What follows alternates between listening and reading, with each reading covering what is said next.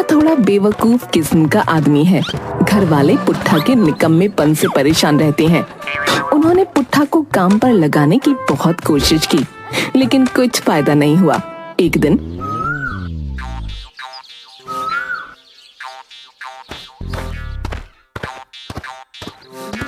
माँ, मैं सोच रहा हूँ मैं हकीम बन जाता हूँ। अरे नालायक, अब ये क्या नया फितूर चढ़ गया तेरे सर पर कि काम तेरे बस का नहीं है। माँ, ऐसे क्यों बोल रही हो तुम? अरे बेटा, ये काम तेरे बस का नहीं है, तू किसी और काम में लग जा। माँ, तुम्हारा ख्याल गलत है। इस काम के जैसा पैसा तो किसी और काम में है ही नहीं। वो कैसे भला, बता। तुम इन हकीमों को देख लो, जंगल से घास फूस लेकर आते, उन्हें कूट पीस कर मरीजों को दे देते और घास फूस के मनमाने पैसे लेते। हाँ बेटा, ये सही कह रहा है। काम सीख कर कुछ कमाने लगेगा तो शायद शर्मीली वापस आ जाए मायके से। अब तो क्रिस्टल भी बड़ा हो गया है। अरे माँ, बस तुम देखती जाओ, मेरी तरक्की को देखकर दौड़ती आएगी शर्मीलियां। और हाँ, इस काम में एक भी पैसा लगाने की जरूरत नहीं है। अब अपने गांव के हकीम जी को देख लो, जब वो इस गांव में आए थे तो उनके पास कुछ भी नहीं था, और आज देख लो कितना पैसा है। बेटा, इसके लिए तो तुझे थोड़ी जानकारी भी चाहिए होगी। कैसी जानकारी माँ? अरे यही कि कौन से रोग में कौन सी दवा देनी है और कितनी देनी है। अरे इसमें कौन सी बड़ी बात है माँ, है? मैं हकीम जी के पास 2-4 दिन जाकर सब सीख लूंगा। हाँ ठीक है, तो तू एक काम कर, हकीम जी के पास जा और काम सीख ले। मन लगाकर काम करना। ठीक है माँ, मैं अभी हकीम जी के पास चला जाता हूँ। अच्छा, और आज से ही काम सीखना शुरू कर देता हूँ। है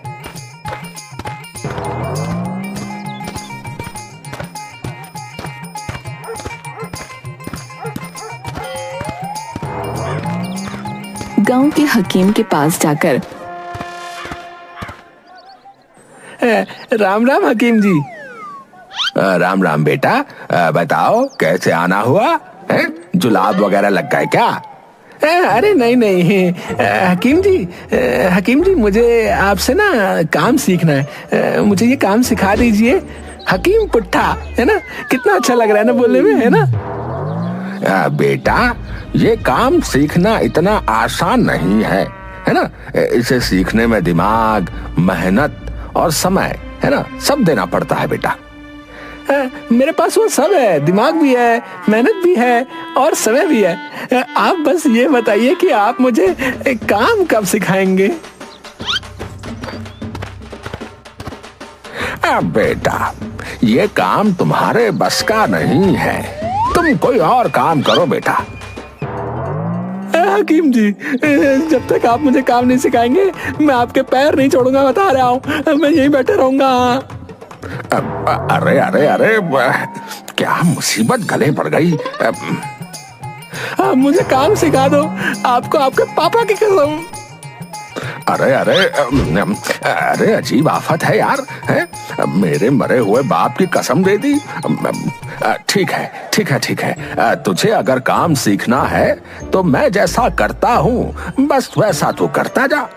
याद रखना, जैसा कहूँ वैसा ही करना है, ठीक है बेटा?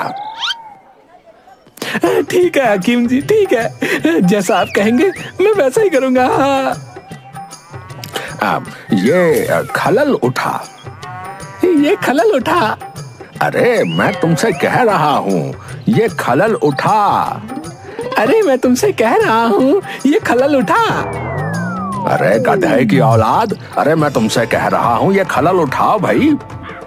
गधे की औलाद, मैं तुमसे कह रहा हूँ ये खलल उठाओ। तू बड़ा गधा है, कहाँ माथा पीटू अपना? तू बड़ा गधा है, कहाँ माथा पीटू अपना? अरे तुझे समझ नहीं आ रहा, मैं तुझे कह रहा हूँ। अरे तुझे समझ नहीं आ रहा, मैं तुझे कह रहा हूँ। बड़ी देर तक हकीम जो कहता रहा, पुट्ठा उसको दोहराता रहा और अंत में हकीम को गुस्सा आ गया। रुक जा पागल, तुझे तो हकीम मैं बनाता हूँ। और वो पुट्ठा को 2 घूंसे लगाता है। रुक जा पागल, तुझे तो हकीम मैं बनाता हूँ। और वो हकीम को 2 घूंसे लगाता है। अब रहने दे बस कर। आज के लिए इतना काफी है बेटा। अरे हकीम जी, अगर आप इस तरह से काम सिखाएंगे तो हकीम बनने से पहले मेरी अर्थी उठ जाएगी। आपका हाथ भी जड़ी बूटी पीस पीस कर भारी हो गया है। अगर तेरे जैसा एक और सीखने वाला आ गया तो मैं खुद अपने नुस्खे भूल जाऊंगा बेटा। एक काम करो हकीम जी, मरने से पहले मुझे काम सिखा दो। अरे आज के लिए इतना ही रहने दे तू, अब कल आना। अच्छा ठीक है हकीम जी, मैं कल आता हूँ।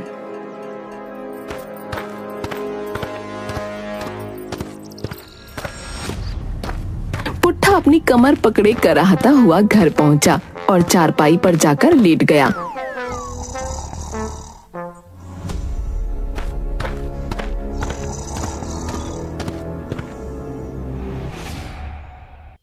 अरे ये क्या हुआ? तू कैसी आवाज़ें निकाल रहा है?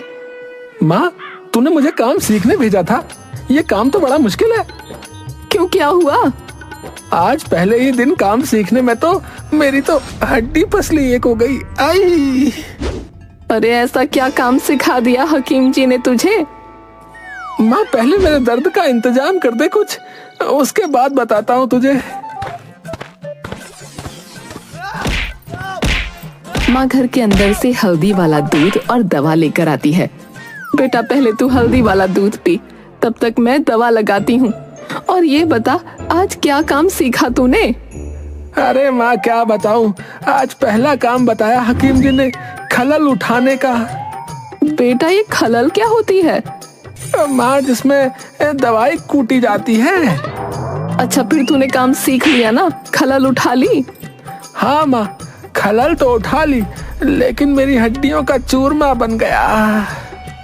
कोई बात नहीं बेटा, काम सीखने में तो मेहनत करनी पड़ती है, पर तेरी मेहनत एक दिन जरूर रंग लाएगी।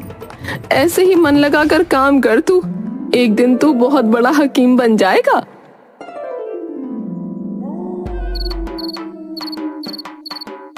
पुट्ठा को रात भर शरीर में दर्द रहा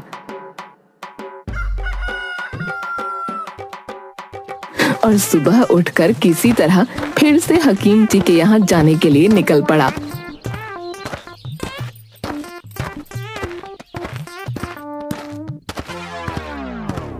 रास्ते में पुट्ठा खुद से बड़बड़ करते जा रहा था।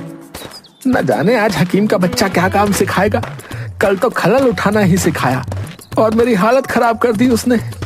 लेकिन क्या कर सकते हैं, काम सीखना भी तो जरूरी है और मजबूरी भी है।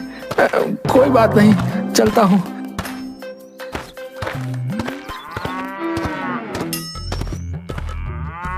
राम राम हकीम जी।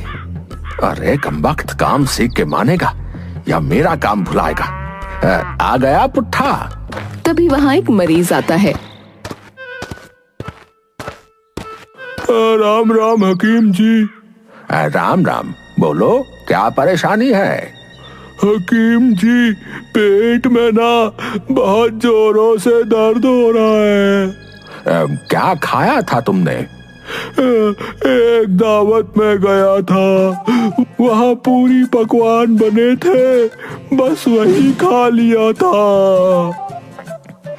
भाई, किसके यहाँ दावत थी और खाना कैसा बना था, हमें भी तो बताओ। अब उल्टा सीधा खाने से पेट खराब हो जाता है। 2-3 बार पेट साफ होगा तो सब बिल्कुल ठीक हो जाएगा। पुट्ठा, इधर आ। जी हकीम जी, बताइए। वो जमाल घोटे का डब्बा उठाकर ले आओ। पुट्ठा डब्बा लाकर हकीम को देता है। हकीम जी 3 पुड़िया बनाते हैं और मरीज को देते हैं। ये लो, 3 पुड़िया, एक सुबह, एक दोपहर और एक शाम को खा लेना। सारी बीमारियां पेट से जुड़ी होती हैं। अगर पेट साफ है तो सारी बीमारियां खत्म समझो, कोई बीमारी नहीं हो सकती। हकीम जी ने ये जमाल घोटा इस मरीज का पेट साफ करने के लिए दिया है। इसका मतलब अगर जमाल घोटा खा लिया तो पेट साफ हो जाएगा, और अगर पेट साफ हो गया तो सारी बीमारियां वैसे ही खत्म हो जाएंगी। बस इतनी सी बात है। अब मैं समझ गया हकीम जी क्या करते हैं। मेरे हाथ असली नुस्खा लग गया है। बस अब मुझे यहाँ से निकलना होगा। हकीम जी, मुझे ना एक जरूरी काम याद आ गया, मैं जा रहा हूँ। अरे क्यों भाई, काम नहीं सीखना? सीखना तो है, मैं फिर किसी और दिन आ जाऊंगा, क्योंकि बहुत जरूरी काम याद आ गया ना मुझे जाना होगा है। ठीक है, तुम्हारी जैसी मर्जी, मेरी तो बला टली है।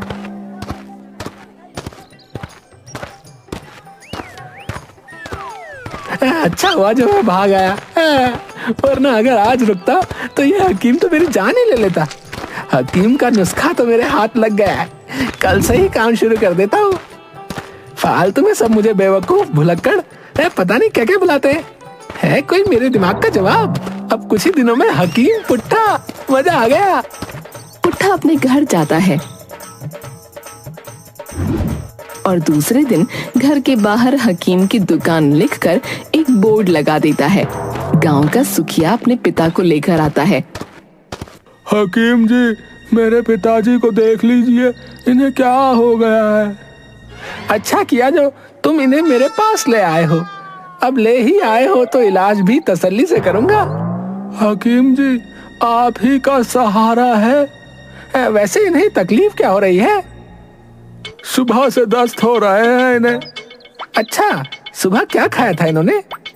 कुछ नहीं, चावल गन्ने का रस डालकर खाया था।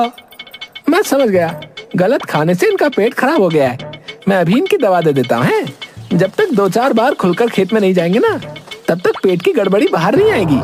मैं अभी दवा दे देता हूँ। ये लो 3 पुड़िया दवाई, एक सुबह को, एक दोपहर को और एक शाम को खिला देना है, पानी के साथ। ऊपर वाले ने चाहा तो तुम्हारा कलह कट जाएगा है। क्या मतलब है आपका? अरे मेरा मतलब है कि तुम्हारे पिताजी की तकलीफ खत्म हो जाएगी। हकीम जी, कितने पैसे हुए आपके? ज्यादा नहीं, 20 रुपए। मैं कोई उस हकीम की तरह थोड़ी हूँ जो मनमाने पैसे लूंगा भाई। एक नंबर का ठग है वो, मेरी दवा पक्का इलाज करेगी। हकीम जी, मेरे पिताजी ठीक तो हो जाएंगे ना? हाँ हाँ, बिल्कुल ठीक हो जाएंगे। तुम आराम से इन्हें घर ले जाओ और समय पर दवा दे देना है। सुखिया अपने पिता को लेकर घर जाता है और चारपाई पर लिटा देता है। पिताजी, ये दवा ले लीजिए। हकीम जी कह रहे थे कि दवा खाते ही आपको आराम मिल जाएगा। दवा खाते ही 2 मिनट बाद, अब बेटा सुखिया, मुझे खेतों में जाना है, पेट में गुड़गुड़ाहट हो रही है। पिताजी, ये तो हकीम जी भी कह रहे थे कि 2-4 बार खुलकर खेतों में जाएंगे तो आराम मिल जाएगा। अबे बकवास मत कर, जल्दी ले चल। हाँ हाँ, ले चलता हूँ। सुखिया अपने पिता को खेतों में ले जाता है और बिठा देता है। थोड़ी देर बाद, कुछ हल्का महसूस हुआ पिताजी? अरे नाला सा बह रहा है। आप चिंता मत करिए पिताजी, आपका पेट खुलकर साफ हो रहा है। थोड़ी देर बाद, हो गया पिताजी, चलें अब घर। अरे बेटा, तू आकर मुझे उठा, मुझसे तो उठा भी नहीं जा रहा, मेरे पैरों में ताकत नहीं लग रही। और 2 कदम चलने के बाद, अरे सुखिया, मुझे फिर से जाना पड़ेगा। हाँ पिताजी, अभी ले चलता हूँ। सुखिया अपने पिता को फिर से खेतों में बिठा देता है। थोड़ी देर बाद, हो गया पिताजी, चलें? हाँ, ले चल। वो जैसे ही खड़े होते हैं, अरे रुक जा, मुझे फिर से बिठा दे नीचे। ठीक है पिताजी। इस तरह 4-5 बार सुखिया के पिता घर जाने के लिए उठते हैं और उन्हें फिर से पेट में गुड़गुड़ाहट होने लगती है और वो फिर से खेतों में बैठ जाते हैं। कुछ देर के बाद सुखिया पिताजी को आवाज देता है, लेकिन कोई आवाज नहीं आती। पिताजी, पिताजी। फिर भी कोई आवाज नहीं आती। सुखिया जाकर देखता है। पिताजी, आपको ये क्या हो गया? आप यहाँ खेतों में क्यों लेट गए? लगता है पिताजी बेहोश हो गए हैं। वो किसी तरह अपने पिता को कंधों पर उठाकर घर ले जाता है और सीधा पुट्ठा के पास जाता है। हकीम जी। हाँ हाँ बताओ, कैसी तबीयत है तुम्हारे पिताजी की? वो तो कुछ बोल ही नहीं रहे हैं। आप जल्दी मेरे साथ मेरे घर चलिए। अच्छा, मैं अभी चलता हूँ।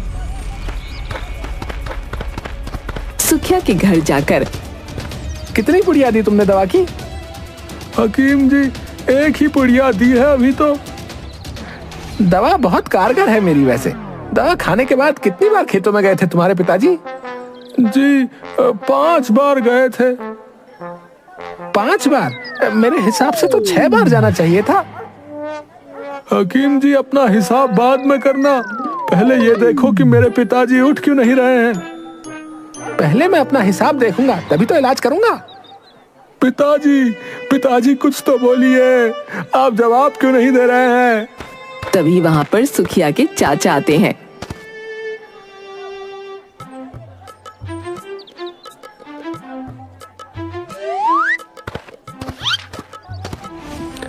अरे सुखिया, ये कहाँ से बोलेंगे? ये तो ऊपर वाले को प्यारे हो गए हैं। अरे हकीम जी, देखिए तो मेरे पिताजी को क्या हो गया, कुछ तो करिए। पुट्ठा धीरे से उठता है और भागता हुआ अपने घर जाता है। माँ, जल्दी से सामान बांध लो, अब हम इस गांव में 1 मिनट भी नहीं रहेंगे। क्यों, क्या बात हो गई, पहले ये तो बता। माँ, सारा गांव हमारा दुश्मन बन चुका है। तू पहले बैठ जा और ठंडे दिमाग से बात बता, क्या है? माँ, बैठने का वक्त नहीं है, तुम जल्दी से सामान बांधो और यहाँ से चलो। ये गांव हमारे किसी काम का नहीं है, बस हमारा काम बिगाड़ते हैं सब। अरे नामुराद, क्या करके आया है तू, बता ना। माँ, सुखिया के पिताजी हाथ से निकल गए। ये सब कैसे हो गया? पता नहीं माँ, जो दवा हकीम जी मरीजों को देते थे, मैंने भी वही दवा दी। क्या बीमारी थी उन्हें? उन्हें दस्त हो रहे थे। कौन सी दवा दी तूने? जमाल घोटा दिया मैंने, हकीम जी तो यही देते थे। अरे नामुराद, किसी को दस्त में जमाल घोटा देते हैं क्या? वो मरते नहीं तो क्या होता? मेरे सामने एक रोगी को हकीम जी ने जमाल घोटा दिया था। उसे पेट की तकलीफ थी, इसलिए मैंने उन्हें भी जमाल घोटा दे दिया था। अब वो मर गए, तो इसमें मेरी क्या गलती है? अरे कमबख्त, तू एक दिन भी मुझे चैन से रोटी नहीं खाने देता। एक ही दिन में हकीम बन गया, और इतना बड़ा हकीम बन गया कि दुकान खोल दी तूने। निकल जा मेरे घर से, मेरी नजरों के सामने से चला जा। तू कुछ काम मत कर, बस मेरी छाती पर बैठकर मूंग दल। पुट्ठा बड़बड़ करता हुआ घर के बाहर चला जाता है। लेकिन मुझे एक बात समझ नहीं आ रही कि दवा तो मैंने वही दी थी जो हकीम जी ने दी थी, फिर ये गड़बड़ हुई कैसे? हो सकता है सुखिया के पिताजी का वक्त आ गया था, इसलिए खुद ब खुद चले गए। लेकिन इल्जाम मेरे सर पर डाल गए अपनी मौत का। ये गांव वाले ना मुझे कुछ करने नहीं